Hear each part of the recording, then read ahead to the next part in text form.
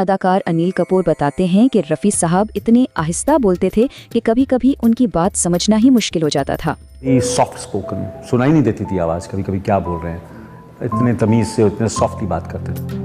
तो पहले देखते हैं कि माइक से हटकर हकीकी जिंदगी में रफ़ी साहब कैसे थे। वो बहुत शाइस्ता, शर्मीले और खामोश तबा इंसान थे। यही उनकी असल पहचान थी। लेकिन जैसे ही वो माइक के सामने आते थे तो क्या होता था, जो तब्दीली आती थी वो हैरानकुन थी। पलक झपकते ही एक बिल्कुल मुख्तलिफ शख्सियत सामने आ जाती थी। उनकी धीमी सी आवाज़ फौरन एक बुलंद यानी ताकतवर और गूंजदार आवाज़ में बदल जाती। यही तो वो खूबसूरत तज़ाद था, एक खामोश तबा इंसान और एक ताकतवर फनकार। तो एक तरफ हैं शर्मीले और कमगो रफ़ी साहब और दूसरी तरफ एक मास्टर परफॉर्मर।